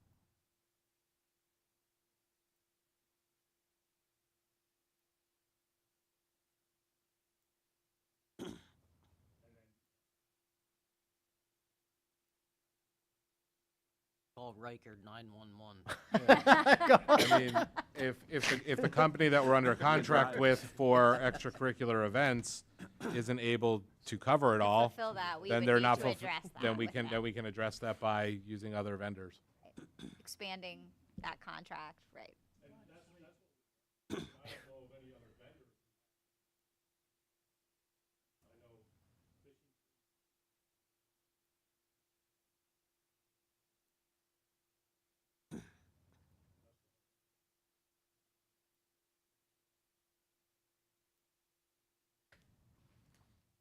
All right.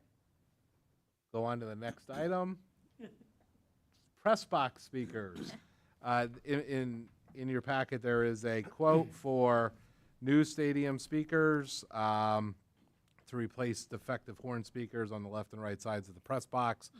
I think these are to replace those what are bullhorn speakers, which Mr. Albertson, correct me if I'm wrong, were pulled out of FQ Hartman and relocated up here, mounted and hooked up. Are they going in the trophy case? They're they had on the they had to Hall- be They're relic. going to the Hall of Fame. Yeah, they got to be hung somewhere. Someone might want that like their man cave or something. We could do like a sale. yeah. What you see is for not only purchasing but installation. We held off on doing this mid-season in case if there were any glitches or they got installed and then were not as advertised. But obviously this would, the stadium certainly has some sound issues. We can't guarantee that this would resolve the entire problem, but I think it certainly would. We think it Step in the certainly right would be direction. steps in the right direction. So just kind of informing, and if you have any thoughts on that, that's not a board not a board agenda item, but if we go in this if we go with this, it would be a bill that you would see. So wanted to let you know what it actually is.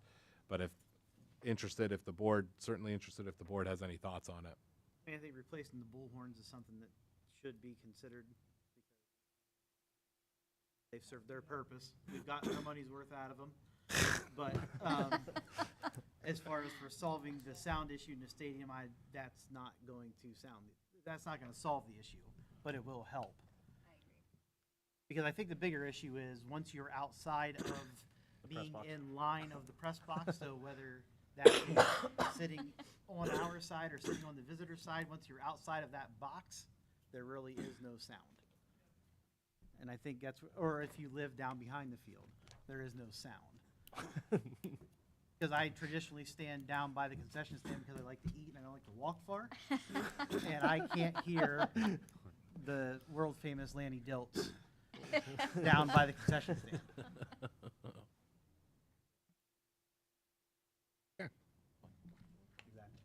We will likely move in that direction once the season is over. See what impact it makes when we get to spring sports. The next slide, an update on PIAA policy. A few months ago, we talked extensively. Well, it was in spring. We talked extensively about this, where if a student attended a school for a CTE program and their sending district had the board policy that that student must return to their sending district for athletics, that the PIAA said we basically had to honor that, if you recall. So we had a student, just an example, we had a student here in one of our CTE programs all day, was from Millville, but unfortunately Millville doesn't have a track and field team, but Millville passed that policy, so that student would have had to go to Northwest to participate in track because of their co-op. So they would have been leaving Millville, coming to Danville for school, going to Northwest for track practice, back home to Millville. That was the scenario. I don't know if you recall this. We also talked about another district in the region. Well, PIAA has updated their policy. I don't know if you saw the newspaper article a couple of weeks ago. They are now being treated very similarly to traditional transfer students, where the principals can sign off on a transfer agreement that it is not for athletics. If the sending district does not sign off, there is no longer the reliance upon the board policy to make the decision. It now gets kicked to the PIAA district committee. So there is now actually an avenue to appeal, and Mr. Albertson, step in, please, if I'm wrong about this. It is the responsibility of the sending district, if they're trying to block that, to prove that there was some sort of recruitment efforts or efforts to bring that student simply to play a sport and using the CTE as a guise. So the poor kid can run track now. The poor kid But can there- run yes. track here now. Correct. We will certainly, similar to when we spoke about it before, always sign off to let students participate. Did I get that right, Mr. Albertson? Okay. There you go.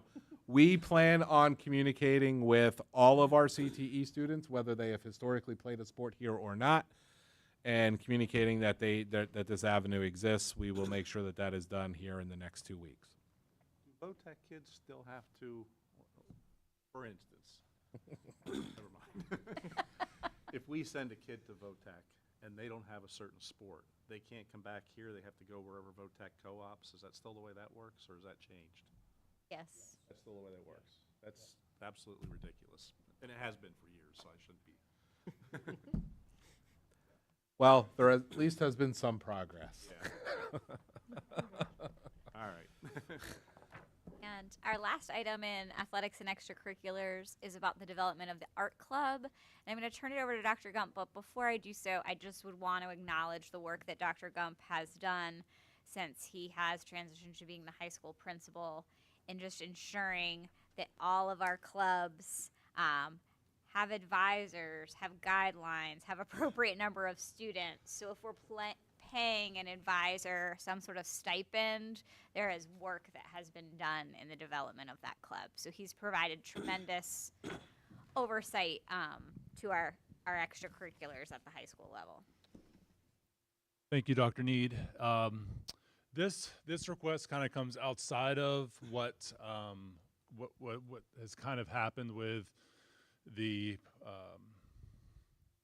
process that's been put in place. So I do want to provide a little bit of just some justification for this request. So I came and explained a few months ago to the board that the new process includes if some students want to get a club together, they can get some students together and really join the club, get the club going on a provisional basis. So this year we have 4 clubs on the provisional status. So we have a fly tying club, game development club, newspaper club, and a student ambassadors club. So those are the 4 that are kind of in the queue right now. And so come December, January, they're going to kind of make their pitch to me and essentially say, look, we have 12 students. We have 18 students in our club. It's going very well. We're accomplishing our goals.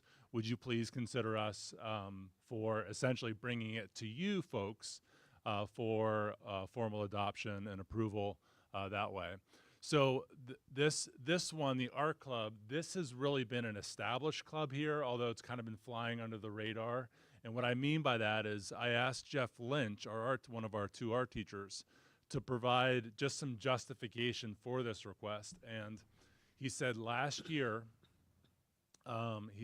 he and the students spent about 50 hours outside of the school day doing some community philanthropic work with Geisinger. So they did the Geisinger murals. They had the ceiling tile project going on. And they also put together a pottery sale, which raised money for the Many Hands Helping Others program. And I want to say, if I remember correctly, I don't have the exact numbers, but it was well over $3,000 for Many Hands Helping Others. So through that, Mr. Lynch has come forward and asked for the art club to be considered a full-fledged club at the high school. So I felt based upon the work they have done, it was worth bringing that to Dr. Need, who in turn is now bringing that to you. So this is the request that we have here in front of you this evening. But again, you can expect me to come back most likely in January or February with those provisional clubs that are requesting formal adoption by the school board moving ahead.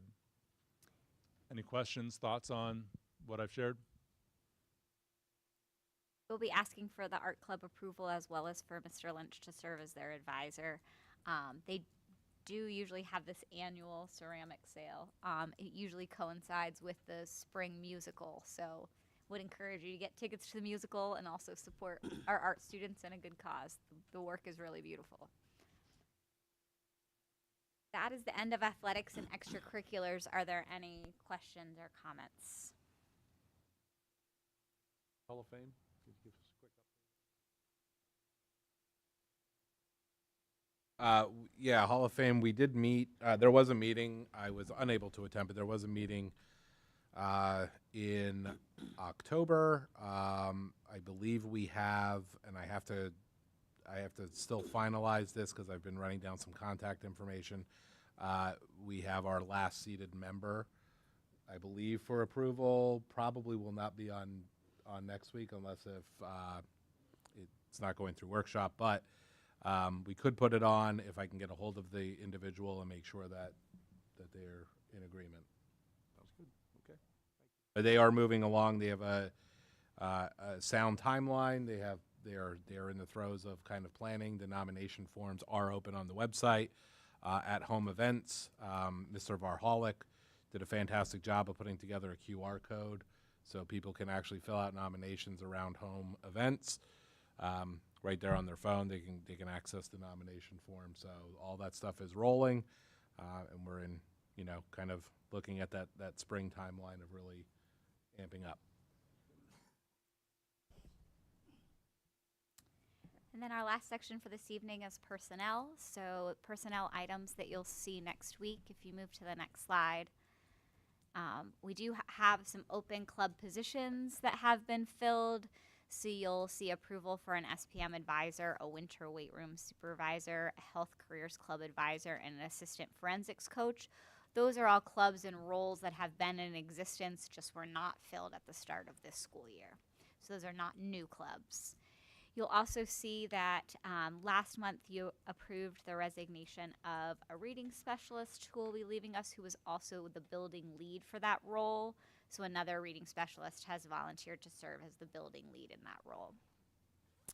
You'll see a continued assignment for a staff member to serve on the MARC board. There's no money exchange there. There's just one of our staff members who has served on that board as a representation of the school district.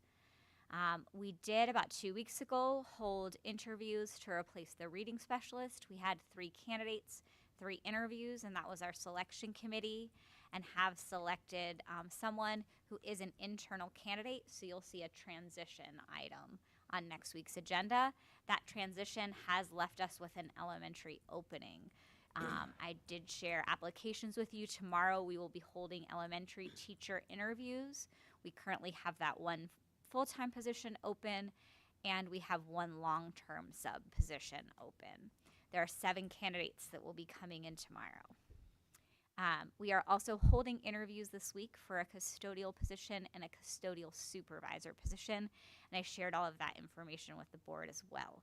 So the elementary teachers and the custodial positions, those interviews have not all taken place yet, but it is potential that we'll have an offer and communication before Wednesday. And then our final item is that you also will have a winter coach list for approval at next week's agenda. That does conclude the items that we have for this evening and take us to 10-1. 10-1, board concerns and items for next meeting agenda. You're good? Good? All right. Going to move on to public comment, 3 minutes. Yeah, sure, certainly.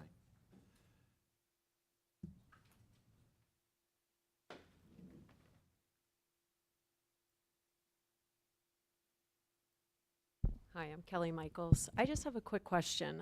2 weeks ago, the girls cross country team was district champions. When they present the awards for the district championship team, you are only awarded with 10 medals. We have 17 girls on the team, and I'm sure it has always been the case that only 10 medals have been awarded, but I just think it's terrible to only be able to select, you know, basically the whole team traveled, and I understand that only your varsity girls actually run in the race, but to only be able to pick 10 girls to give an award to. When they give the awards to us and we presented them, the representative from District 4, he does make you aware that you can purchase additional medals, but I don't know that anyone has ever come to you before. I know that the cross-country team has a very rich history. I don't know if this is a question for Mr. Albertson, the board, I don't think the the board would say athletic no. committee. I just Yeah, I think if you want to see Mr. Albertson and tell him how to do it, we can do that. Yeah.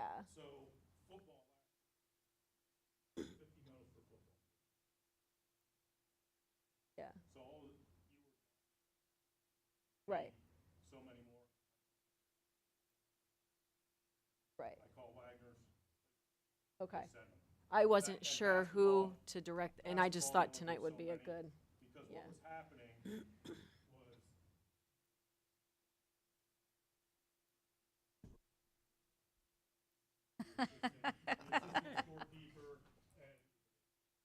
You're like, I was so like, what? for every sport, there's a set number for every sport, Yeah. and if we need extra, Right. and I do that. Right, and I don't know what the cost is per medal. I just think we're only talking 7 additional, and they train as a team all year absolutely. long, and I just think that I would say no at question the end asked. of the We'll make day, it happen. even the girls that didn't run that day, they were all there supporting them, and I just think they all deserve, from day one to the very end, they're in it together, and, so whoever that would go I'd say through, wholeheart- I just, Wholehearted agreement. Yeah. So yes. Thank you for being conscientious enough to realize that this was an yeah. issue. And I don't know that, Fair it- enough. I don't know, I'm mean- new to the program, so I don't know if this is something that's been brought up in the past, but I just, yeah. Okay. I'll take it. And I didn't know if it was a voting item since it's money, and then the other thing, and this may go through Mr. Albertson, I just told, John Vella that I would bring it up as well, if we could maybe get warm-ups for our cross-country kids. We have no warm-ups, given the rich history of the program, and we have Mr. a very, Albertson. very, very young Yeah. team. I don't know where we fall in the budget cycle, but we don't have any cross-country warm-up. So, we borrow track and field, and they're very, very antiquated, so. The kids I don't are know. proud of I wearing don't their know like where we fall in 30-year-old the budget warm-ups, process of but- looking for warm-ups, and, it was a very warm fall, so we really didn't need them. We wore them at States last weekend, but, it's something we can maybe talk about. Mr. Albertson will be setting up here actually this month budget meetings with every head coach Okay. to go through Yeah, whether or I'll let not John know right it's that, their so, uniform cycle yeah. or not, or what their other needs are. I think so it that we bothered can me more budget. than John. I don't know if it's a girl thing or what, but he doesn't care that the track uniforms are like from maybe 1990. old. They're the old windbreaker, and they've got holes, and they say track and field and not cross country. And I don't think it bothers him, but it bothered me. So, all right, that's all. That makes Thank you. sense actually. So if there's nothing else, we're going to adjourn to executive session to discuss personnel matters.